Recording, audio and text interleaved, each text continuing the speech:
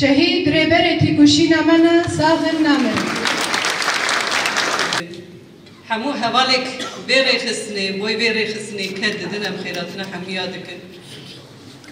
ديسا شخص هوال بيان سوران داد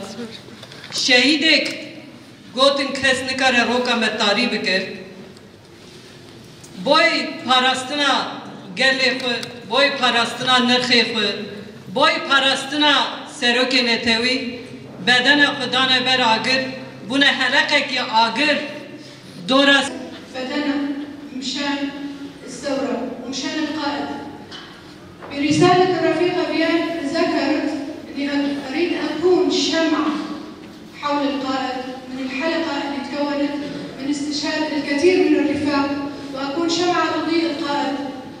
وحسرة بقلب الرفيقة فيان قالت 3 حسرات. حسرة من هذه الحسرات أن تضع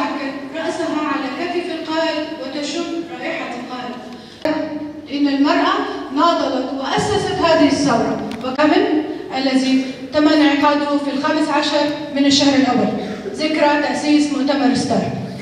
لهذا نضال المرأة ونضال الرجل مع المرأة نضال كتف لكتف لن يستطيع أحد التخلي عنه ولن ينساه نضال هذه المرأة. درباري جنيدا أز دخوازم چند تشتان ببيجم أز تخمين دكم كودبان نابان عمدال جهين أوان هيا عزاتي أجنيو كي كوشين أوي پر گرنگا دوی قادة دا خبات پر ديروكي دي بينم مثل كفتنا هاري مزند تي كوشين أجنيدا بدس خزن أم دنا تي كوشين أجنيدا يا دجوار برومدنا هردت أم بأسامي نكهشتن بان رجا يركو تي كوشين أجنيا عزاتي نبويا وكبولا دي جيانا خوا بدوماندا أكتبونا عزاتي هيزا كوداما پشتو أم دي سر برزگريكي دا بچن من جبو من برزگريكا جنيه هردن برزگريكا كابن دهينا لو ما أسكتم نابتي كوشينكا آزاتي يا مزن ومن بجنان را حبيتن بيك آني جبو من آزاتي يا جنيه جا آخر شاندي گرنگترا